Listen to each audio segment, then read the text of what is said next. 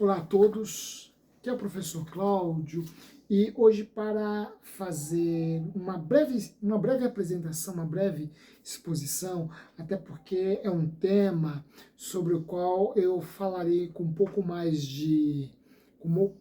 de detalhes lá no curso sobre história da filosofia grega que estamos desenvolvendo aqui em nosso canal, e um tema que nos reporta diretamente aos gregos e que trata de um assunto, na verdade, de um instrumento que é essencial para o fazer política. Ora, este instrumento nasce na Grécia, nasce com uma classe de, até então,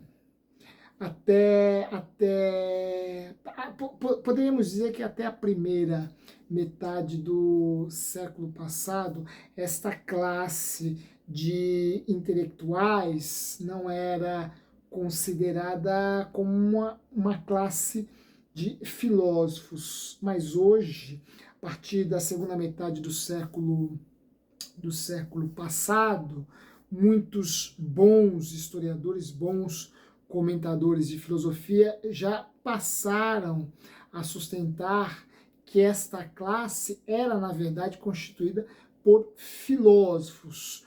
O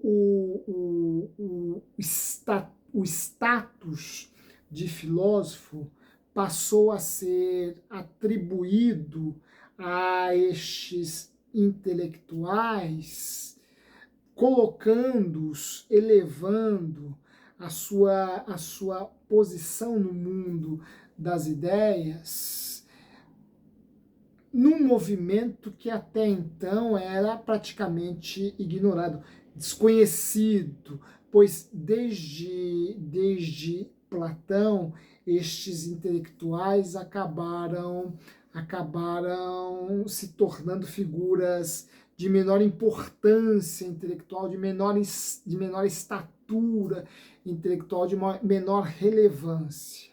Essa posição depreciativa hoje já é revista por muita gente, e aqui eu estou me referindo aos sofistas.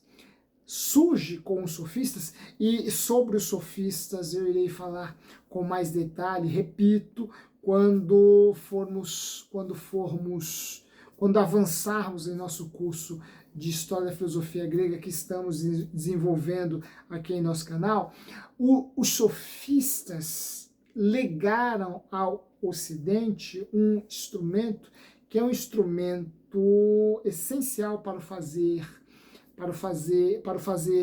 política, para o exercício, a prática da política, e é um elemento que em nossos dias tem sido retomado com bastante frequência, neste contexto de polarização, de paixões acirradas. Esse instrumento tem sido não apenas usado, porque ele sempre foi usado, mas tem sido nomeado, por assim dizer, com mais frequência, e aqui eu estou me referindo à retórica. Quem inventou a retórica foram os sofistas gregos. Nasceu com eles o instrumento da retórica. E a retórica é o instrumento por excelência do político, porque a retórica, na verdade, e de forma bem sintética, bem simplificada, a retórica nada mais é do que a arte do convencimento por meio do discurso. A retórica é a arte do convencimento por meio do discurso. E, repito, este instrumento nasce com os sofistas, e a retórica vai se tornar um instrumento fundamental para todo cidadão grego que tinha o desejo de discursar na ágora, de discursar diante dos seus cidadãos. A Grécia vai se tornar o grande centro de ensino da retórica na antiguidade. Tanto é que muitos romanos, mesmo quando a Grécia estava, perdão, mesmo quando a Grécia estava sob o domínio romano, mesmo quando a Grécia não passava de uma colônia romana, muitos romanos, reconhecendo a grande capacidade pedagógica, a grande capacidade intelectual, a grande capacidade dos mestres da retórica que estavam em Atenas, muitos romanos que tinham aspirações políticas iam para Atenas para ali estudarem retórica com os grandes mestres atenienses. E dentre esses grandes nomes da história romana, eu vos recordo a figura de Júlio César. Júlio César, que mesmo sendo um general, tinha grandes aspirações políticas, desceu até Atenas para estudar retórica com os mestres gregos. Brutus também foi a Atenas estudar retórica com os mestres gregos. Enfim, muitas figuras romanas iam para Atenas porque em Atenas estava o grande centro de ensino da retórica na antiguidade. E quando nós conhecemos a retórica, nós temos uma noção do quanto e dos porquês ou das razões que fizeram com que Platão fosse um crítico extremamente ácido, um crítico insistente, né? Um crítico contumaz, por assim dizer, dos sofistas. Por quê? Porque o método platônico vai na contramão do método sofístico.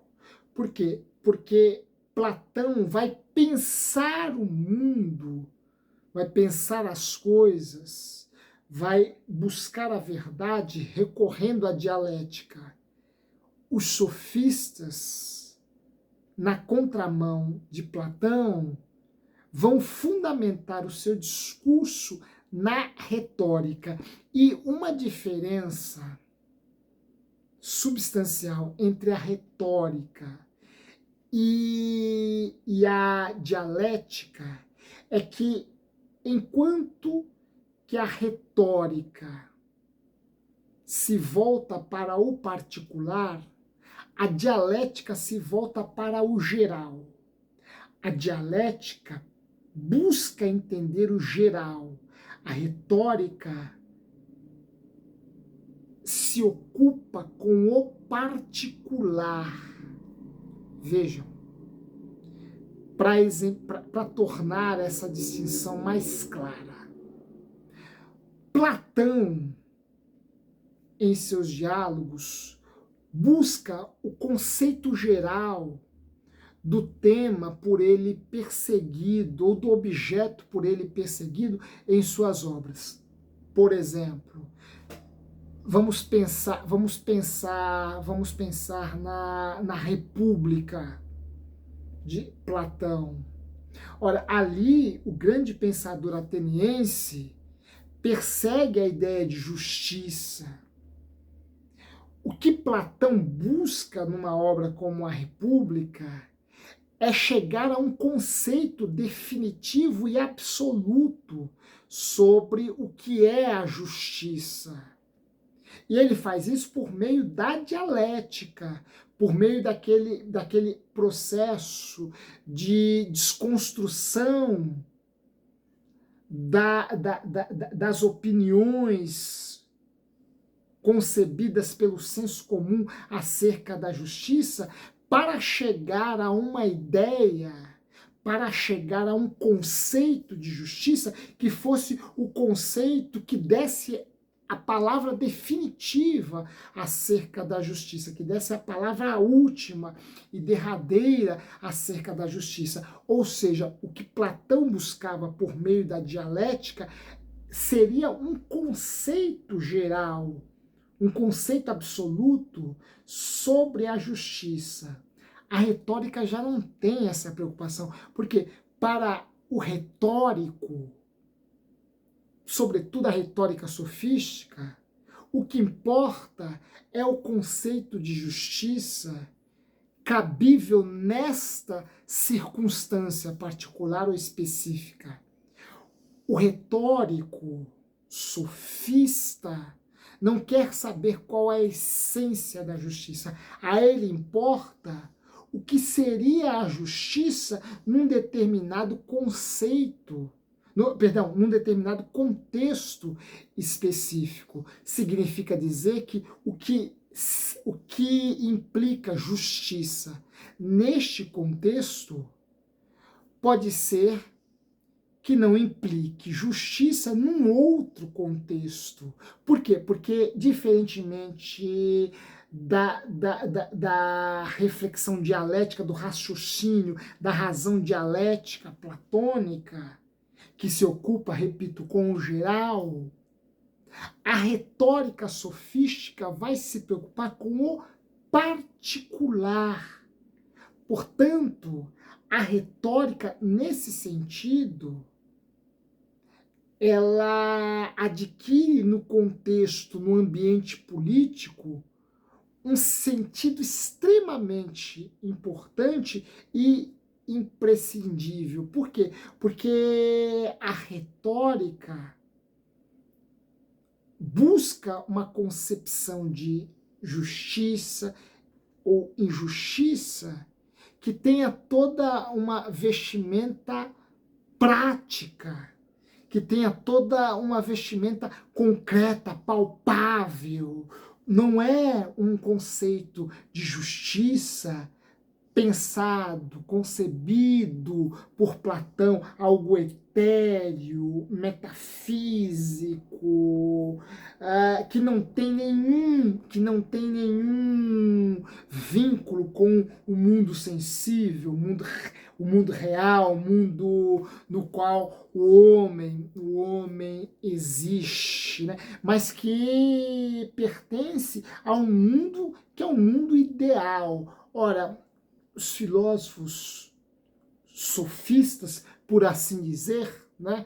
Por assim dizer, podemos até arriscar chamá-los de filósofo, embora esse status, por assim dizer, a meu ver, ainda é um status problemático, ainda é uma questão aberta, né? Embora, mesmo sendo, como eu já disse, mesmo sendo algo definido para bons comentadores de filosofia antiga, bons comentadores de filosofia, de história, bons historiadores de filosofia antiga, mas sobre isso nós falaremos quando estudarmos os sofistas em nosso curso de história da filosofia grega. A retórica sofística está voltada para, diferentemente da dialética platônica, para o mundo concreto, para o mundo tangível, para o mundo palpável. O que importa é a justiça aplicável naquele contexto, naquele cenário. Nesse aspecto, os sofistas foram extremamente pragmáticos. A retórica é um instrumento extremamente pragmático, utilitarista, e de alguma forma essa retórica sofística já antecipa aquilo que mais tarde, podemos dizer que 2 milênios depois, Maquiavel vai defender em termos de ação política empreendida pelo príncipe, empregada pelo governante. Haja vista que o governante também, segundo Maquiavel, deve ser esta figura que não tenha um padrão de ação definido, mas que haja a partir daquilo que as circunstâncias lhe impunham, a partir daquilo que as circunstâncias, a partir daquilo que as circunstâncias lhe impuserem. É a partir disso que o príncipe, o governante, deverá agir. Essa forma de pensar política, a partir dessa praticidade, né, a partir daquilo que as circunstâncias exigem, tem sua origem no campo das ideias, na história das ideias, nos sofistas, porque os sofistas já defendiam no quinto século antes de Cristo que o político, no uso da retórica, deve se ater àquilo que é justo, aquilo que é bom, aquilo que é direito, aquilo que é legal, a partir de circunstâncias concretas, tangíveis, particulares. Essa é uma distinção fundamental entre a forma de pensar sofística e a forma de pensar platônica. Enquanto Platão, por meio da sua dialética, busca um conceito geral, se ocupa com o geral, os sofistas, por meio de sua retórica, vão se ocupar com aquilo que é particular. Sobre esta retórica sofística, nós veremos de forma muito mais pausada, de forma muito mais detalhada, de forma muito mais melhor desenvolvida, quando formos estudar esta classe de intelectuais. Em breve chegaremos lá. Um forte abraço a todos vocês. Não se esqueçam de deixar um like, isso nos ajuda bastante. Compartilhe este nosso espaço com outras pessoas e em breve nós nos encontraremos aqui novamente. Até lá e um forte abraço.